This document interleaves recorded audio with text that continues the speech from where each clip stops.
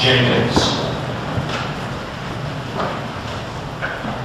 Thank you, Mr. President. I make a motion that the legislature resolves itself into a committee of the whole for the purpose of hearing Governor Herbert his State of the State address. Thank you. You've heard the motion. All in favor, say aye. Aye. Any opposed? Motion carries. Governor Herbert, we're happy to hear your State of the State.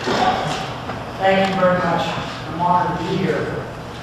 Lieutenant Governor Bell, President Wallace, Speaker Clark, members of the Utah Legislature, members of my cabinet, Utah Supreme Court Justices, the state's First Lady, my great wife Jeanette, my children, my mother, and my fellow Utahns. I'm humbled and honored to stand before you tonight as Utah's 17th governor to offer this annual report to our great state. Tonight, I first pay tribute to the many Utahns who have answered the nation's call to serve, whether it's as a soldier in Afghanistan, a Utah National Guardsman in Iraq, a humanitarian volunteer helping in Haiti, or Ambassador John and Mary Kay Huntsman of the People's Republic of China. We give them all our heartfelt thanks. I also recognize those who put their lives on the line every day to protect ours. We suffered a great loss when Miller County Sheriff's Deputy Josie Greathouse Fox of Delta lost her life in the line of duty. Her family is here with us tonight.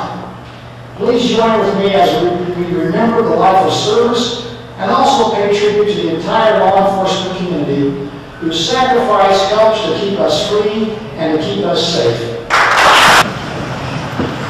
In my inaugural address, I spoke about the importance of and the need for unprecedented partnerships. This will be a continuing theme for my administration. Our success will be measured by the way we unite people from across the state and from across the aisle. We must join together to combat the challenges we face and to seize the opportunities ahead.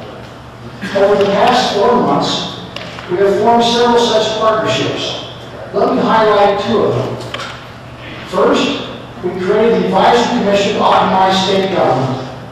The goal of this group is to help the state to do more with less in order to benefit all. It is headed by former Governor Norm Banger. This diverse and bipartisan group of civic and business leaders is taking an inside outlook at all areas of the state.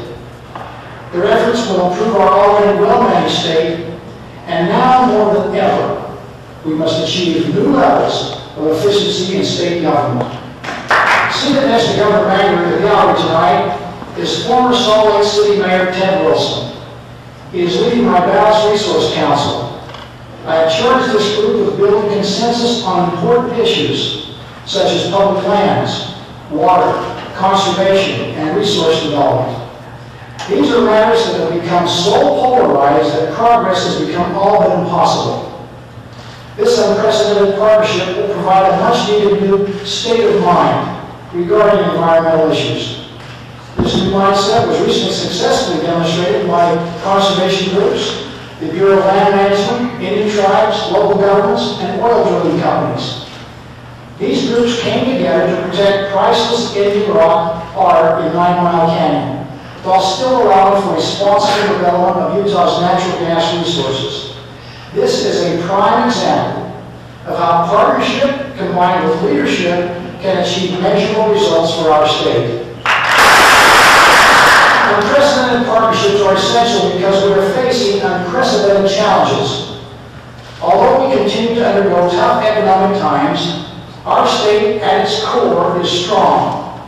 The economic tide is turning. We are poised for progress and are in fact well ahead of most other states in the nation. For the first time in 3 years, we are expecting an increase in revenue for the upcoming fiscal year.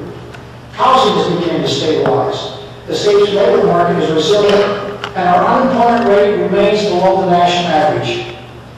I know this is of small consolation to those who are out of work, but we will continue to make sound policy decisions to move this state and your families back to solid economic ground and toward a more hopeful future. We are already taking the steps necessary to keep us in control of our own recovery. At my direction, state agencies have implemented plans to overcome projected budget shortfalls for the current fiscal year. Cabinet leaders are carefully managing reduced budgets while maintaining vital services for Utahns. We are exercising fiscal restraint at all levels in all branches of government. We recognize that the tough times are not entirely behind us. Indeed, our future success is, in large part, tied to how we respond to these difficulties over the remaining 43 days of this legislative session. Past sessions may be best remembered for the creation of the university or the implementation of a new program. I think in these challenging economic times that the 2010 session will primarily be remembered for the adoption of a balanced and responsible state budget.